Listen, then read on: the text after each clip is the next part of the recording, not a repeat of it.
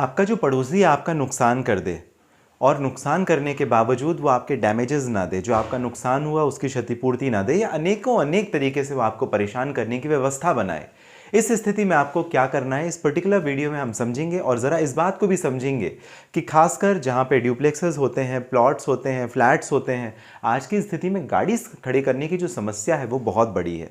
जी हाँ, पार्किंग का जो इशू आता है ना, उसको लेकर के कि आपकी पार्किंग में कोई और एनक्रोचमेंट कर ले, अतिक्रमण कर ले, उस स्थिति में आप क्या करेंगे। नमस्कार, आप सभी ने शुरुआत अशोक पांडे के साथ लीगल एडवाइस में की है और इस चैनल के माध्यम से जो लगातार लीगल कंटेंट है हम आप तक पहुंचाते हैं। इस वजह से सब्सक्राइब जरूर कर लें इस चैनल को, जिससे कानून की जो लेटेस्ट इंफॉर्मेटिव वीडियोस हैं वो आप तक हम पहुंचाते रहें। चलिए बात करते हैं कि अगर आपका जो नेबर है, जो आपका पड़ोसी है, वो आपको तंग करे, परेशान करे, आपकी संपत्ति को नुकसान पहुंचाए, उस स्थिति में आपको क्या करना है।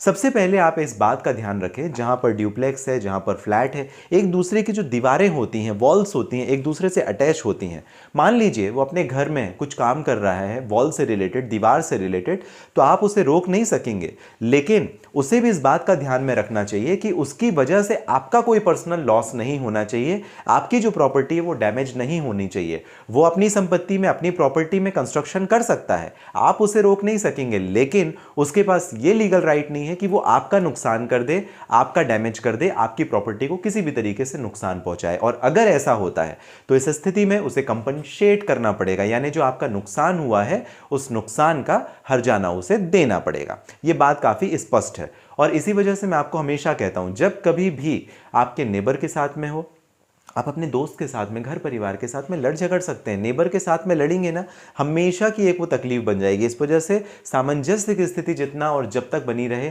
ज़्यादा बेहतर है। लेकिन उसके बावजूद अगर आपका काम ना बने तो आपको फिर क्या करना है, अगर वो आपके डैमेजेस देने से मना करे तो फिर क्या करना है, अब आगे हम बात करते हैं।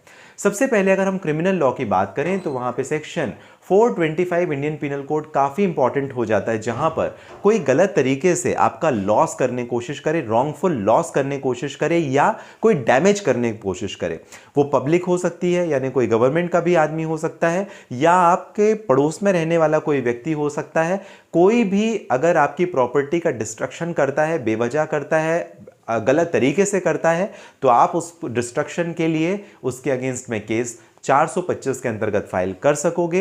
ये काफी इंपॉर्टेंट है, जहां पर आपकी वैल्यू और आपकी यूटिलिटी से संबंधित आपकी प्रॉपर्टी डैमेज हो रही है, संपत्ति का नुकसान हो रहा है वहां पर। इसके अलावा आप सिविल में अगर एक्शन लेना चाहें तो आप डिक्लेरेशन के लिए या मैंडेटरी इंजंक्शन के लिए, जो कि अपना टेम्परेरी इंजंक्शन होता है, परमानेंट इंजंक्शन होता है, कई बार एक्स पार्टी इंजंक्शन भी होता है। इंजंक्शन मतलब एक तरीके से रोक देना, रिस्ट्रिक्शन लगा देना, स्टे स्टे स्टे स्टे, आप सुनते हैं ना कई बार, तो सिविल में स्टे की बड़ी महत्व, वही है 3912।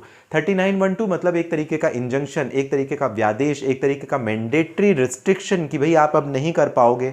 कई बार स्टेटस को मेंटेन हो जाता है, स्टेटस को मतलब जैसी यथावत स्थिति है वैसी ही स्थिति बनी रहेगी, दीवार इतनी बनी इतनी बनी रहेगी, एक ईंट 1 इंच ऊपर अब नहीं जाएगी, उसे आप स्टेटस को बोलते हो। लेकिन स्टे का मतलब, मान लीजिए आपका पड़ोसी कोई गलत कंस्ट्रक्शन कर रहा था, आपकी वॉल के ऊपर कंस्ट्रक्शन कर रहा था, जिसकी वजह से आपकी प्रॉपर्टी डैमेज हो रही है, वहां पे आप कोर्ट से स्टे ऑर्डर ले सकते हो। 3912 की एप्लीकेशन देकर के कोर्ट से इंजंक्शन ले सकते हो। तो वो जो दीवार है ना, अब वो पड़ोसी बना नहीं पाएगा, वहां पर स्टे लग जाएगा जब तक कोर्ट का फाइनल निर्णय नहीं आ जाता। तो ये काफी इंपॉर्टेंट हो जाता है सिविल में। तो सिविल की भी प्रक्रिया आपको समझनी पड़ेगी। और इसके अलावा एक महत्वपूर्ण बात मैं आपको बताना चाह रहा था, कारण ये है कि आजकल हम सबके जो घर के दीवारें होती, चाहे हम फ्लैट में रहें, ड्यूप्लेक्स में रहें, अपार्टमेंट्स में रहें, वहां पर स्थिति ऐसी बनती कि पार्किंग को लेकर के बड़ी समस्या होती है। हमने पार्किंग ली, हमारी पार्किंग बिल्डर ने अलॉट की, सब चीजें थी, लेकिन कोई और व्यक्ति जबरदस्ती उसके ऊपर कब्जा करके अपनी गाड़ी शुरू कर देता है खड़ा करना। अब ऐसी स्थिति में आप क्या करेंगे, पहले तो आप पीसफुली उससे बात करेंगे, भाई ये मेरी पार्किंग है, आप वेकेट करो इसे। लेकिन अगर वो मना कर देता है, रिफ्यूज कर देता है और आपके पास में लीगल एंटाइटल है उस पार्किंग का, तो उस स्थिति में 441 आईपीसी जो क्रिमिनल ट्रेसपास का केस है, आप क्रिमिनली फाइल कर सकोगे। यह काफी इंपॉर्टेंट हो जाता है। और अगर पुलिस इस एफआईआर को नहीं रजिस्टर्ड करती है तो दूसरी स्थिति यह बनती है कि आप मैजिस्ट्रेट के सामने